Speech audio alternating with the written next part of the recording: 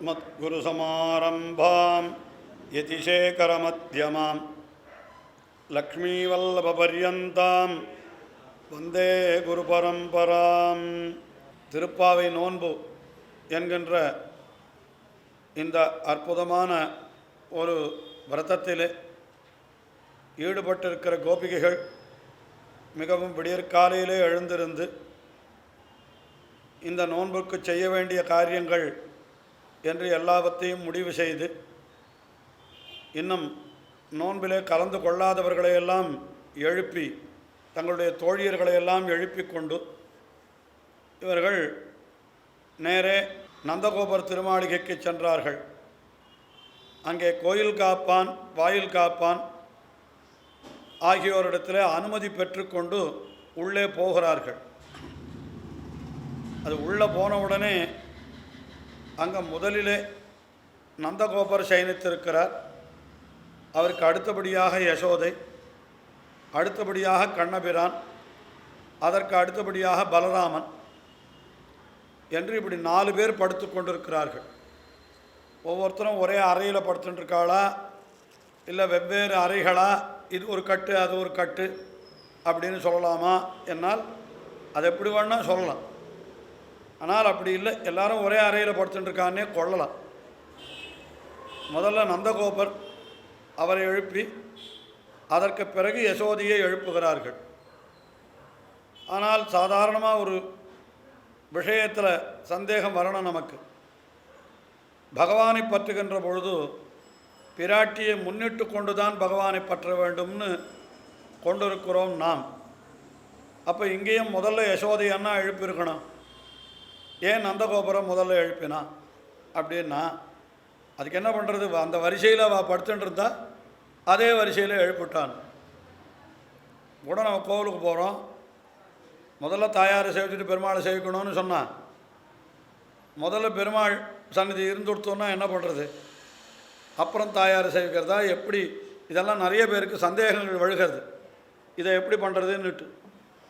அதனால் என்ன சொல்கிறான்னா, அவள் படுத்துட்டு இருந்தது அந்த கிரமத்தில், அவள் யசோதை நடுவில்னா படுத்துட்டுருந்தான்.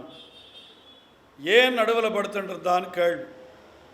அதற்கு ரொம்ப அழகாக ஒரு அர்த்தம் என்ன காட்டினார்னால், இந்த பிரணவம் என்கிற ஒரு மந்திரம் சொல்லுகிறோமே, ரொம்ப உயர்ந்த மந்திரம். அது என்ன மந்திரம்? அது ஓம் என்கிற மந்திரம். அதற்குத்தான் பிரணவம்னு பேர். அதை ஓம் என்கிற மந்திரத்தை பிரித்தால் 3 பதம் கிடைக்கும். ஆ, உ, மு என்னும் 3 பதங்கள். அகார உகார மகார இதி அப்படின்னு சொல்லுவார். அகாரம், உகாரம், மகாரம் என்று 3. ஆ, உ ரெண்டும் சேர்ந்தால் ஓன்னு ஆயிடும். இம் என்கிற எழுத்து ஓம் என்கிற ஒரு பிரணவமாக ஆகிறது. இதில் ஆ என்கிற எழுத்து அது எதை குறிக்கிறதுனா பகவானை குறிக்கிறது. அது பெரும்பாலும் எல்லாருக்கும் தெரிந்திருக்குன்னு நினைக்கிறேன். நான் அகர முதல எழுத்தெல்லாம் ஆதி பகவன் முதற்றே உலகு என்று வள்ளுவரும் கூட சொன்னார் இல்லையா. அகர முதல எழுத்தெல்லாம்னு சொன்னார். எப்படி எழுத்துக்கெல்லாம் அகரம் முதல்ல இருக்கிறதோ அதுபோல் உலகுக்கெல்லாம் முதல்வன் யாருன்னா ஆதி பகவன் என்ன அவனை சொல்கிறார். ஆயினால அப்போது ஆ என்கிறது பகவானை குறிக்கிறது. அடுத்தபடியாக மு இம் என்கிற எழுத்து 3வது எழுத்து அது ஜீவாத்மா, நம்மை குறிக்கிறது. அதெல்லாம் எப்படின்னு விளக்கியிருக்கா, அவ்வளோ வேண்டாம். நம்ம வெறுமை இப்போ அர்த்தத்தை மட்டும் தெரிந்து கொள்வோம். ம என்கிற எழுத்து அது ஜீவாத்மா, நம்மை குறிக்கிறது. நடுவில் இருக்கிற இந்த ஊ என்கிற எழுத்து யாரை குறிக்கிறதுன்னா பிராட்டியை குறிக்கிறது, ஸ்ரீ மகாலட்சுமியை குறிக்கிறது என்று ஒரு அர்த்தம் காட்டியிருக்க. என்ன காரணம்னா, இந்த ஜீவாத்மாவையும் பரமாத்மாவையும் சேர்த்து வைக்கிறவள் பிராட்டி. அதனால் அவள் நடுவில் இருக்காள். அது பிரணவத்தில் அந்த மாதிரி சொல்லியிருக்கு. ஏன்னா இந்த மகாரம், மகாரத்தை அவன் யாரை பத்தனம், மகாரன்றது ஜீவாத்மா, மா என்கிறது ஜீவாத்மா. இப்படி கீழேந்து பாருங்க, ஆ ஊ மா அப்படின்னு இருக்கு இல்லையோ, அதை தலைகீழ பார்த்தா என்ன வரும்? மா ஊ ஆன்னு வரும். அப்போ மகாரமான ஜீவாத்மா நடுவில் இருக்கிற உக்காரமான பிராட்டியை முன்னிட்டு கொண்டு அகாரமான பகவானை பற்றுகிறான் என்ன அப்படி வருகிறது. ஆனால் அந்த மாதிரி கொள்ளாமல் நான் நேராக பார்த்தா முதல்ல பகவான் இருக்கானே அப்புறம் பிராட்டி இருக்காளேன்னு கேள்வி எழுகிறதோ இல்லையோ. நியாயமாக நம்ம பிராட்டியை முன்னிட்டு பற்றணும்னா அப்போ முதல்ல ஆதானே இருக்கணும், அப்புறம் தானே அதாவது முதல்ல ஊதானே இருக்கணும், அப்புறம் தானே இருக்கணும் அப்படின்னு நமக்கு சந்தேகம் வரும். ஆனால் அதுக்கு என்ன அர்த்தம் சொல்கிறாருன்னா கொஞ்சம் சிருங்காரமாக சொல்கிறார். விஷயம் அப்படியே சொல்லணும். ஏன்னா நடுவில் பர்த்தாவினுடைய படுக்கையையும் பிரஜையினுடைய தொட்டிலையும் விடாதே இருக்கும் மாதாவை போலே என்று எப்படி ஒரு தாயாரானவள் குழந்தைக்கும் தகப்பனுக்கும் நடுவிலே இருப்பாளோ அதுபோல் இந்த உக்காரமான பெரிய பிராட்டியார் அகாரமான பகவானுக்கும் மகாரமான ஜீவாத்மாவுக்கும் நடுவிலே இருக்கிறாள்னு சொன்ன. எதுக்காக இதை சொன்னேன்னு கேட்டால் அந்த பிளலோகாச்சாரியர் மூச்சுப்படி என்கிற கிரந்தத்திலேயே உடனே இந்த பாசுரத்தை எடுத்து உதாரணமாக காட்டினார். அந்த கோபரையும் ஸ்ரீ கிருஷ்ணனையும் விடாத யசோதையை போலேன்னு காட்டினார். அது இந்த பாட்டில் தான். ரெண்டு பேருக்கும் நடுவில் படுத்துட்டு இருக்காள். நடுவில் படுத்துட்டு இருக்கிறதுனால என்ன அர்த்தம்னா அவன் ரெண்டு பேருக்கும் ஒரு தொடர்பு ஏற்படுத்தி கொடுக்குறான். ஆனால் ஒரு சின்ன வித்தியாசம். என்ன வித்தியாசம்னா அங்கே அக்காரம் என்கிறது பகவானை, மகாரம் என்கிறது ஜீவாத்மாவைன்னு சொன்னோம். ஆனால் இந்த இடத்துல என்ன ஆகிடுறதுன்னா நந்தகோபர் என்கிறவர் தான் ஜீவாத்மா, கிருஷ்ணன் தான் பரமாத்மா. உதாரணத்துக்கு மட்டும்தான் அதை எடுத்துக்கணுமே தவிர அப்போ நந்தகோபர் பரமாத்மாவா கண்ணன் ஜீவாத்மாவான்னு அப்படி கேட்கக்கூடாது. இந்த இடத்துல அது மாறி போயிடுது. ஏன்னா இங்கே கண்ணன் குழந்தையாக இருக்கிறபடியினாலே அவன் மூன்றாவதாகவும் தகப்பனார் முதல்லையும் படுத்துட்டுருக்கு. இது ஒரு அனுபவம், இது அவ்வளவுதான்.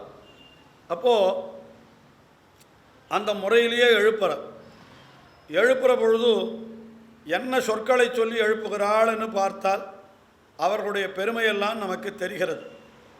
கீழே நான் சொன்ன மாதிரி நந்தகோபர் என்று சொன்னாலே அவரை ரொம்ப விசேஷமாக கொண்டாடும்.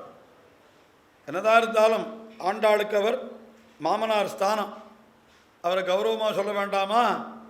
அதனால் என்ன சொல்கிறார்? அம்பரமே தண்ணீர் சோரே அறம் செய்யும் எம்பெருமான் நந்தகோபாலா எழுந்திராய். அவரை பார்த்து என்ன சொல்கிறாளாம்? அம்பரமே தண்ணீரே சோரேன்னு சொல்கிறார். இதெல்லாம் தானம் பண்ணுறாரு. அம்பரம்னா வஸ்திரம், அம்பரம்னா ஆடைகள், அதை கொடுக்கிறவர்னு அர்த்தம். தண்ணீர் என்னால் தீர்த்த தானம் பண்ணுகிறார். சோறு என்னால் அன்னதானம் பண்ணுகிறார். இந்த தானங்கள்லாம் ரொம்ப வசதியாக சொல்லியிருக்கு சாஸ்திரங்களில். ரொம்ப வசதியாக வஸ்திரதானம், தீர்த்த தானம், அன்னதானம் மூணு ரொம்ப வசதி. இன்னும் எத்தனையோ தானங்கள் சொல்லியிருக்குது.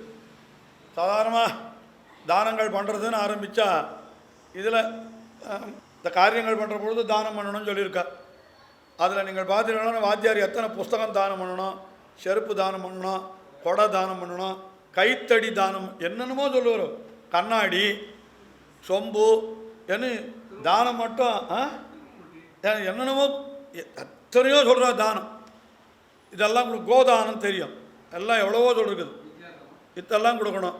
கன்னிகா தானம் கூட உண்டு, பெண்ணை கூட கொடுக்கணும் தானமாக. இந்த மாதிரிலாம் நிறைய உண்டு. அப்புறம் சாலக்கிராம தானம் எல்லாம் நிறைய தானங்கள் சொல்லியிருக்கார். ஆனால் அந்த தானங்கள் அத்தனையிலையும் ரொம்ப விசேஷமான தானம்னா இந்த 3 தானம். இது கண்டிப்பாக பண்ணியானும். அன்னம், வஸ்திரம், தீர்த்தம், இது 3 தானம் பண்ணியே ஆகணும். என்ன காரணம்? அன்னதானம் என்கிறது உயிர் தரித்திருப்பதற்காக. தீர்த்த தானமும் அதே காரணம்தான். அதில் ஒன்று தீர்த்தம்ன்றது ரொம்ப முக்கியம். அதுக்கு அடுத்தபடி தான் அன்னம், நியாயமாக பார்த்தா. ஏனென்றால் அன்னம் இல்லாமல் ஒருத்தனால் 5-6 நாள் இருக்க முடியும். உண்ணாவிரதம் இருக்காளோ இல்லையோ, தீர்த்தம் இல்லாத இருக்கவே முடியாதுன்னு சொல்லுவோம். எனக்கு கூட தெரியாது, நான் உண்ணாவிரதம் இருந்ததில்லை. உண்ணாவிரதம் இருக்கிறவா தீர்த்தம் சாப்பிடாத இருக்காளான்னு தெரியலை எனக்கு. தீர்த்தம் கூட பருகாத உண்ணாவிரதம் இருக்காளா தெரியலை எனக்கு. முடியுமான்றதும் தெரியல எனக்கு. ஏன்னா அது ரொம்ப முக்கியமாக பார்க்கறது. இந்த வஸ்திரதானம்னு சொல்கிறதுக்கு முக்கியமான அபிப்பிராயம் என்னென்னா, அன்னமும் தீர்த்தமும் இல்லாமல் கூட ஒருத்தன் ஒரு நாள் 2 நாள் இருந்து விடலாம். வஸ்திரம் ஞானம் இருக்கிறவன் வஸ்திரம் இல்லாத ஏகாந்தமான அறையில் ஒத்துருமே இல்லாத இடத்துல இருந்தால் கூட வஸ்திரம் இல்லாத இருந்தால் அவனுக்கே என்னமோ ஒரு அருவருப்பாக இல்லை. யோஜனை பண்ணி பாருங்கள். ஏன்னா அது ஞானத்தினுடைய வெளிப்பாடு. இப்போ சின்ன குழந்தைகள் இருக்குது, அதுக்கு வஸ்திரத்தை பற்றி ஏதாவது தெரியுறதோ? வஸ்திரம் இல்லைன்னாலும் அது பாட்டுக்கு போயிடுது. ஏன்னா அதுக்கு அந்த ஞானம் ஏற்படலை. அதே மாதிரி எத்தனையோ ஜந்துக்கள் பார்க்குறோம், இப்போ ஆடு மாடுகள், இன்னும் எத்தனையோ விலங்குகள்லாம் பார்க்குறோம். இதுக்கெல்லாம் 6 வஸ்திரம் போடுறா, அதுகளை அதை பற்றி விசாரம் படுறதில்லை. ஏன் படுறதில்லைன்னா வஸ்திரம் இல்லைன்றது ஒரு அருவருப்புன்ற ஒரு ஞானமே அதுகளுக்கு இல்லை. ஆனால் நமக்கு ஞானம்ன்றது கொஞ்சம் ஏற்பட்டு விட்டபடியினாலே, இப்போ நான் குழந்தைன்னு சொன்னேன். எத்தனை வயசு வரைக்கும் குழந்தை? யோஜனை பண்ணி ஒரு 5 வயசு வரைக்கும் சொல்லலாமா? அதுக்கு மேலே ஆகிடுதுன்னா அந்த குழந்தையே கூட ஒரு நிமிஷம் கூட வஸ்திரம் இல்லாத இருக்காது. கொஞ்சம் நீ குழந்தை தானே, அப்படியே வாசலில் போனால் போகாது, நான் போகமாட்டேன் அப்படின்னு சொல்லணும். என்ன காரணம்? அந்த வஸ்திரம்ங்கிறது அவ்வளவு முக்கியமாக சொல்லப்பட்டிருக்கிறது. அதனால தான் முதல்ல சொல்கிறார் அம்பரமே என்று. ரொம்ப முதல்ல சொன்னதுக்கு காரணம் என்னன்னா, வஸ்திரம்தான் ரொம்ப முக்கியம். அடுத்தபடி தண்ணீர், அதுக்கப்புறம் சோறு. என்ன இப்படி 3 தானம். இதை நந்தகோபர் பண்ணுகிறார்னு சொல்கிறார் இந்த பாசுரத்தில். ஆரம்பத்தில் என்ன சொல்கிறார்? இதையெல்லாம் அறம் செய்யும் நந்தகோபாலா. அறம் செய்யும் என்னால் இதையெல்லாம் தானமாக கொடுக்கிறார் நந்தகோபர்னு சொல்கிறார். அதை தவிர இன்னொரு விசேஷம் என்னன்னா, இந்த பாட்டில் ஆண்டாள் 3 பதத்துக்கும் ஏகாரம் போட்டிருக்கார். இப்போ அம்பரம் வஸ்திரதானம் பண்ணுகிறார், தீர்த்ததானம் பண்ணுகிறார், அன்னதானம் பண்ணுகிறார் என்று அப்படி சொல்லி இருந்தால் போதுமாயிருக்க, வஸ்திரமே தானம் பண்ணுகிறார், தண்ணீரே தானம் பண்ணுகிறார், சோரே தானம் பண்ணுகிறார் என்று ஏவகாரம் போட்டு சொல்ல வேண்டிய அவசியம் என்ன? எல்லா இடத்துலையும் ஆண்டாளுக்கு இந்த ஏகாரத்தில் ஒரு என்ன சொல்கிறது, ஈடுபாடு அதிகம் போல் இருக்குது. கழே நாராயணனே நமக்கேன்னு பார்த்தோம் அங்கே. இப்போ இங்கே அம்பரமே தண்ணீரே சோரே அறம் செய்யும் என்கிற உடனே இதுக்கு என்ன அர்த்தம் காட்டினாள்னா, ஆச்சாரியர்கள் வஸ்திரமே தானம் செய்யும் அப்படின்னு சொன்னால் என்ன அர்த்தம்? இவர் வஸ்திரதானம் பண்ணுகிற பொழுது இவருடைய பெருமையை பார்க்கிறவா என்ன நினைப்பாளாம்? இவருக்கு இதை தவிர வேறு ஒன்றுமே தெரியாது, வஸ்திரதானம் தான் பண்ணுவர் போல இருக்கு, அப்படி வஸ்திரமாகவே கொடுக்குறாரு அப்படின்னு நினைப்பாளாம் சில பேர். ஆனால் தீர்த்த தானம் பண்ணுற பொழுது பார்த்தா அதுவும் அப்படியே ஆயிருக்கும். அன்னதானம் பண்ணுகிற பொழுது பார்த்தால் அதுவும் அப்படியே ஆயிருக்கும். என்றால் என்ன அர்த்தம்? ஒன்றொன்றை கொடுக்கிற பொழுதும் இது ஒன்றேயோ இவர் கொடுப்பது என்று நினைக்கும்படியாக இருக்கும். ரொம்ப அழகாக பாஷைகள் பேசுகிறவாள சொல்கிற வழக்கம் இந்த மாதிரி. ரொம்ப நன்னா ஒருத்தர் ஆங்கிலத்தில் பேசினார். இவருக்கு இங்கிலீஷ் ஒன்று தான் தெரியும்னு நினைக்கிறேன், அவ்வளவு நன்னா பேசுகிறாரு அப்படின்னு சொல்லுவாள். ஏன்னா அந்த மாதிரி ஒரு பாஷையில் பரிச்சயம் பண்ணுறதுக்கே அவ்வளோ வருஷம் ஆகிடும்.